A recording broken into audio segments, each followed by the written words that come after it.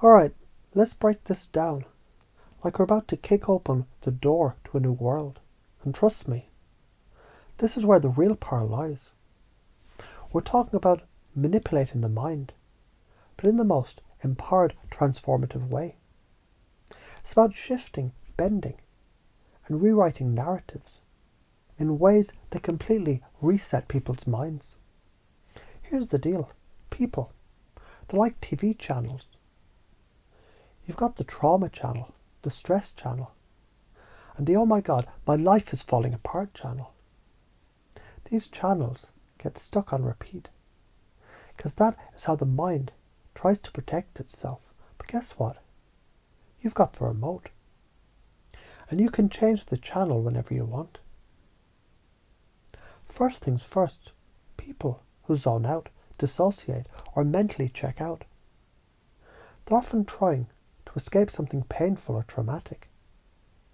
They go into a mental safe space where their thoughts don't feel like an emotional hellstorm.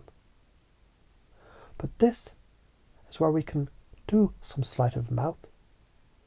Get them to check back in, then shift them out of it like flipping a switch. Imagine you're holding a weight. Let's say it's a brick of trauma that you've been carrying for years. At first it's heavy, but you're used to it. It feels like it's a part of you. But if you just start calling it that brick instead of my brick, something magical happens. It's no longer a part of you. It's just that thing over there. It's not in your hands anymore. And that tiny shift makes it easy to put it down. You've got to remind them of their trauma, just briefly, but then shift them. When you say your trauma, they own it. But when you say that trauma, you just handed them a new lens. It's like looking at a photo album of a person that you don't know. You're distanced from it. You're freeing them from it. Now you want to associate them with the trauma first, right? This is like putting the car in reverse. But the real skill is in the switch. Once you've gone back, you lead them forward by getting them to see it in the past. Past tense is everything. If I say, you were hurt back then, it's like a time machine. It lets the brain know this is no longer a present thing. It's in the rearview mirror. It might seem simple, but it's profound. Think about your first heartbreak. At the time, you thought the world was over, right? I'm never going to get out of this. But now, you're not crying about it. You might even be like, yeah, that sucked, but it taught me this and that. Boom. That's how you want to shift their experience, without them even realizing it. Here's the trick. Zoom in, zoom out. Think of it like zooming a camera lens. Sometimes you need to get really close to the details. That's chunking down. Other times you need to step back and see the bigger picture. That's chunking up. Chunking down, you ask about specific details. What exactly happened? What did that feel like? What did they hear? What did their body do? Zooming in, it allows you to go deeper, making things feel real. Real in the sense that it actually happened and is now past.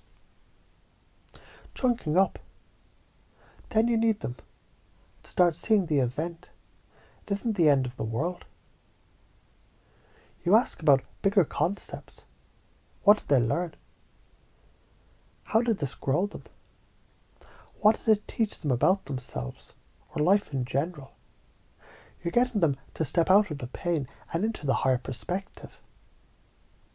It's like looking at a tiny dot under a microscope, then pulling back to see it's part of a massive, beautiful painting. Both perspectives are true, but the one you choose to focus on shifts everything. If you want to be a master of influence, this is where the gold is. Pacing. It's about meeting them where they are. You don't push, You just sync up to their state. Like when you walk beside someone at the same pace. You don't try to drag them. You simply match their rhythm. Once you've done that, then you lead. You guide them to a new place. This is like walking with someone to the top of a hill. They're hesitant, so you walk slowly. But when you reach the top, they'll have a completely new view of the world. The idea here is to play with words in ways that redirect someone's thinking. Language is like a laser cutter. It can slice through old beliefs and create new pathways.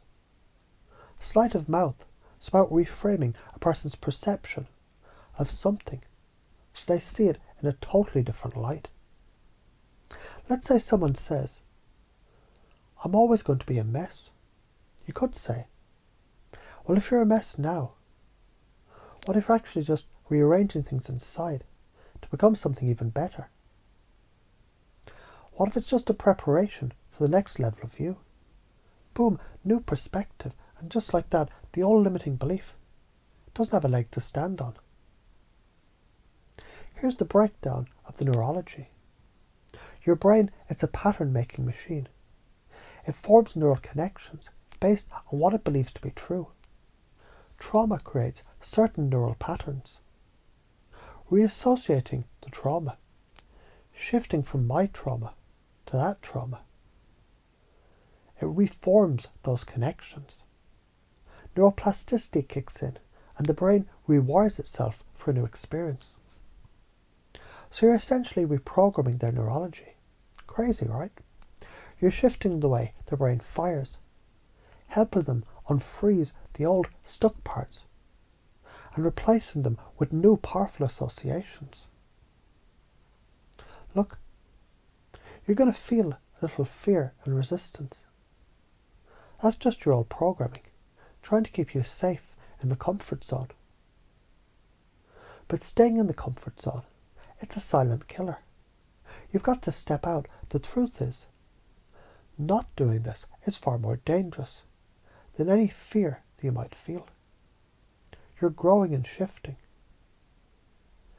And by doing that, you're giving others the chance to do the same. It's like being a gardener. If you leave the garden to grow wild, it gets overrun by weeds. But if you prune and guide it, you're creating space for it to flourish. Same with your mind and others' minds. Guide them out of the weeds and into the flowers of possibility. If you don't use this knowledge, you're leaving people stuck.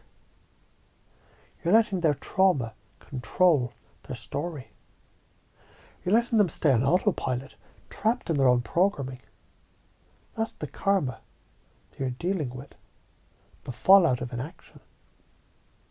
Imagine someone who's been stuck for years, still walking with the same emotional baggage. That's their story, not their truth. You can be the one to give them a new narrative, to help them reframe the past and change their future. Get in there. Use this shift. Don't sit around waiting for permission or perfect circumstances. Take action. Pace, lead, shift perspectives, and start rewriting the story. If you really want to help people break free, this is your blueprint. You are a mind slinger, a word wizard, and you have got the tools to make lasting change.